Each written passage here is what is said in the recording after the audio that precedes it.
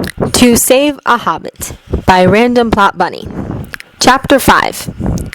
Bilbo woke up feeling warm and safe and very confused about where he was. Trying to sit up to see just where he was at, he was prevented by a strong arm tightening its hold around his shoulders. Wondering just who held him, he turned his head enough to see. Expecting Bifur, or maybe Dwalin, as the large dwarf had become increasingly protective of him, he was shocked to see that Thorin was the one holding him. Why? He thought. Why was he being held by the king? Thorin didn't even like him, so what? Oh, Bilbo found himself finally remembering recent events. The goblins, the orcs, the eagles. Though he didn't remember much after that, as he had passed out soon after Thorin had woken up again. Looking up at the still sleeping dwarf cuddling him, Bilbo still wondered at the why of the situation. Not noticing that the regal dwarf was stirring awake, the small man thought over the events he could remember while trying to come up with an answer. They had reached the mountain pass in the rain, and then the mountain had come alive! "Hold on!" Dwalin yelled as their piece of cliff face broke away from the mountainside. The next several minutes were the absolute worst Bilbo had ever faced, and that included being given his final diagnosis as they were taken for a ride on one of the stone giant's knees. What seemed like an eternity later, they were all landing once more on the narrow path. And then he started to slide over the edge! Hanging over the steep drop, Bilbo had only one thought pass through his head. I don't want to die! He tried to grab the outstretched hands that were trying to pull him up, but he simply slipped even further down. Holding in a sudden urge to sob. He didn't want to die. He didn't want to die. He barely noticed as Thorin swung out next to him and practically threw him into the waiting arms above. Blood pounding in his ears, making him deaf to all the shouting he could see going on around him, and reeling from the shock of not only surviving, but the realization that he wanted to survive. Bilbo watched as Dwalin pulled Thorin back to safety. Everyone was shouting, he could tell that much, but he couldn't make out the words, and then Thorin said something, and everyone was glaring at their king. Why? What had Thorin said to get that response? He had just saved Bilbo's life at nearly the expense of his own. They should all be praising him. As he was bundled up by Oin and fussed over by the others while they all moved to a conveniently placed cave, his blood finally slowed enough for him to hear again. There we are, lad. Your color is coming back nicely now, the old healer was saying as he put medical pouch away. Are you alright, laddie? Oin asked in concern when the hobbit didn't immediately focus in on him. Shaking his head, Bilbo leaned in to whisper into the ear trumpet as he didn't want anyone to overhear. I realized something when I was hanging over the edge, he trailed off, reliving that horrible moment once more. Aye, lad? Oin encouraged. He knew it was important for the small man to speak up now about what happened so that he didn't brood over it later on. I realized I don't want to die. I don't want to die, Oin! Warm arms held him as he broke down in quiet sobs, never noticing as his friends drew closer to him to shield him from the gaze of those who didn't know him well enough and that might judge him harshly for his tears. Pulling himself back together, this was no time for hysterics, Bilbo took a few deep breaths and tried for a reassuring smile. I'm sorry for that. I shouldn't. No, lad. You should have. That was a shocking epiphany for you. There is no denying that. You should rest now, though. We'll be sure to be moving out early tomorrow. Nodding his assent, Bilbo stood up to confused looks from all those around him. I need to do something first, he explained as he moved off toward the company's leader. Master Oakenshield, he called softly, and was immediately met by a pair of piercing blue eyes. What? Bilbo didn't flinch at the gruff tone, knowing as he did that it had more to do with the events of the day rather than any real animosity on Thorin's part. It just had to be. May I have a word? The small man asked, and receiving a curt nod, he began. I just wanted to thank you for earlier. You didn't have to save me, but you did, and at the risk of your own life, too. Taking a deep breath to help gather his waning courage, Bilbo continued on. I know that you didn't want me on this journey, but I just want you to know that I'm glad I came along, helping you to take back your home, no matter what dangers we might have to face to do so, is something I'm proud to take part in." Finally looking the stunned dwarf in the eye, Bilbo gave a small smile. "I just needed you to know that, and that I am thankful for your assistance today." Giving a short half-bow, Bilbo returned to his corner where his pack had been sat. "What is that?" Bolfor asked as Bilbo walked past him. Looking down at his hip, he noticed that his sword was glowing. Pulling it half from its scabbard, the blue glow nearly filled the whole cave. Thorin shouted something, but the floor was already giving way, and they were all falling down a large slide-like chute. They all landed in a heap at the bottom, though Bilbo was thankful to be on top and not underneath.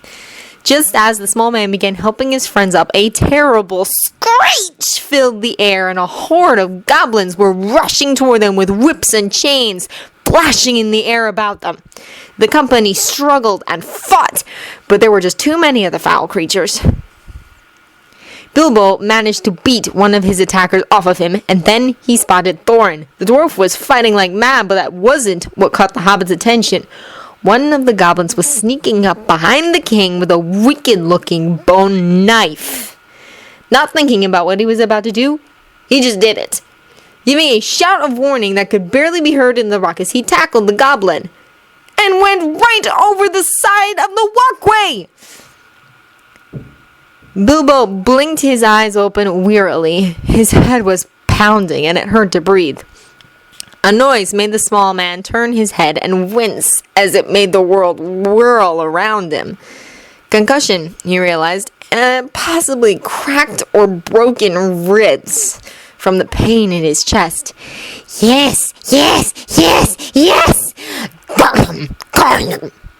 A strange creature, the one that must have made the noise that drew the hobbit's attention, was circling the goblin that Bilbo had brought down with him.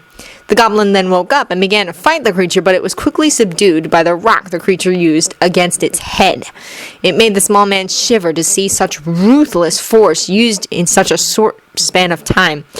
"Nasty goblins!" the creature muttered to itself. "Better than our bones, precious. Better than nothing." Bilbo only relaxed once he was sure the creature was well awake, dragging the disabled goblin after it. Attempting to stand and not give in to the dizziness he was feeling, he managed a few short paces before he fell, and a glint caught his eye. Picking up the golden object, the small man crawled to his feet again. Placing the ring in his pocket to examine later, Bilbo leaned against the cave wall for support and started walking in the opposite direction of the horrible creature. He didn't know how long he walked, only that he didn't want to meet up with the creature he had seen before, and so took paths that seemed to lead away from the horrible screeches and yells he could hear the thing making in the distance. Blinking his eyes open, Bilbo didn't immediately know where he was or why he hurt so much. There was daylight just ahead, and he was laying in a pathway leading to the opening of the cave he seemed to be in. He suddenly remembered what had happened, and he realized that he must have fallen again, as he had done several times as he walked through the rocky maze, and somehow found the exit during his bleary wanderings. There was a heavy thudding of running feet behind him, and he was suddenly scooped up into a large, gray cloth-covered chest. "I've got you, Bilbo, hold on," Gandalf panted as he continued to run while carrying the small man. Holding on as best he could, Bilbo waited for the jarring motions to stop. As they passed into some woods, he was finally set back on his feet and immediately wrapped in Ori and Keely's arms as they expressed their joy at his return. "Bilbo, we thought you were lost to us. You fell down that crevice while protecting Uncle. You scared us so much." Putting his arms around the two distressed boys and trying to comfort them as best he could without screaming from the fierce pain from his hurt ribs, Bilbo had just started to calm the young ones when they all heard the battle cry of wargs coming over the hill. "Run!" No one needed to be told twice, as everyone took off, Bilbo trying to keep up even though he couldn't see the ground through his tear-filled vision and couldn't breathe from the constriction in his chest.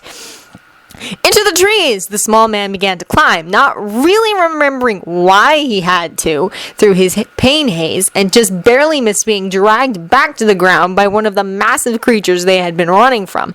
Catching his breath and finally fully realizing the danger they were all in since they had started running, the hobbit looked around and tried to see if all his friends had made it. And then the tree he was in started to topple. Somehow he made it to the next tree over, and the next one, and the one after that, until he and all the company was in the last tree on the cliff. As the wargs charged their perch, a flaming pine cone flew past the small man's head, and then another.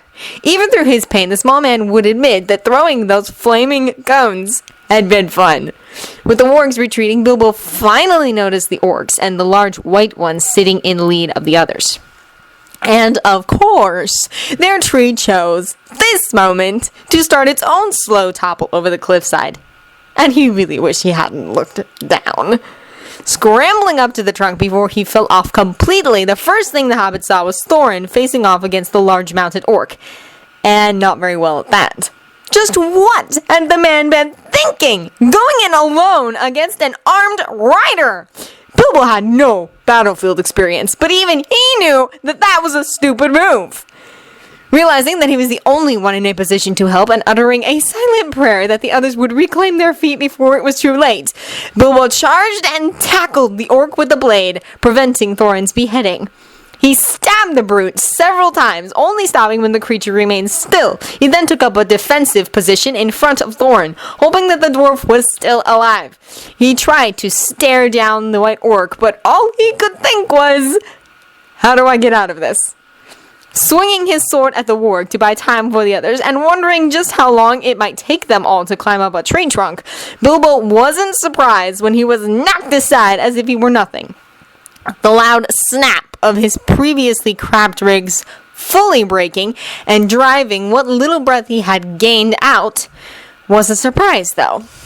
As the warg approached him to finish him off, all he could think about was his epiphany from before the goblins, and wishing that he had just a little more time before it was all over. All he wanted was a little more time. The warg was close enough for Bilbo to feel its hot breath when the dwarves threw themselves into the orc lines, saving Bilbo's life and keeping attention away from Thorin's prone form. Unable to move enough to rise to his feet, and so forced to watch the sky above him, Bilbo was the first to spot the eagles. And he watched them, fascinated, as the giant birds decimated the orc line and carried away his friends. When one of the birds grabbed him, he repressed a scream as its talons bit into his sides and then let the scream go, as he was released.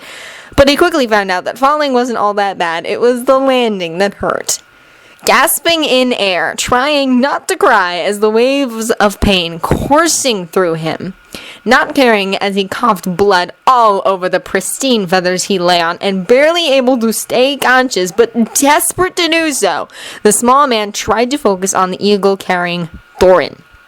He truly hoped that Thorin would be alright. He didn't think the company would survive if they lost their leader. Their burglar not so much, but their leader was too important to lose. Sliding off the back of the giant eagle, Bilbo barely kept to his feet as everyone else surrounded their king. It wasn't until Gandalf placed hands on the dwarf's brow that the small man realized that Thorin had stopped breathing. And it wasn't until he drew in a breath that the hobbit remembered to breathe himself. The halfling, Thorin asked, and Gandalf went to answer, but Bilbo never heard what was said as his world suddenly went black. Now he was being held by a pair of strong arms, looked at by bright blue eyes, and all of this inside a large structure he had no memory of ever seeing before. "And how are you feeling, Master Baggins?" the sleepy-looking dwarf finally answered. Drawing in breath to answer with a resounded, "Confused," the small man gasped in pain as he truly remembered his broken ribs. "Oing!" Thorin yelled. As Bilbo let the old healer minister to him, and he discovered the actual extent of his injuries, he couldn't help but ask two questions uppermost in his mind. "Oin, where are we? And why was Thorin holding me?" The healer looked amused for a moment, and then went back to changing his patient's bandages. We are in the home of a curious man whom the wizard said was a friend, but who had no idea who the Grey One was." The two shared a chuckle at Gandalf's continued assumption of being welcomed everywhere. And as for Thorin, well, you'll just have to ask him about that yourself. Though I will say that I've only ever seen him fuss over his nephews the way he was fussing over you after you blacked out. With a last smile and a pat on one of the few unbruised portions of the Hobbit's body, Owain left the small man to go track down and check on his most recalcitrant patient, Thorin. Sitting back on his sleeping furs, Bilbo was instantly swarmed by his three youngest hangers-on and a happy-looking Biffer, and he was pleased to see that they had had the decency to bring food along, since Owain had given him his medicine and he was quite hungry now, despite the dulled pain.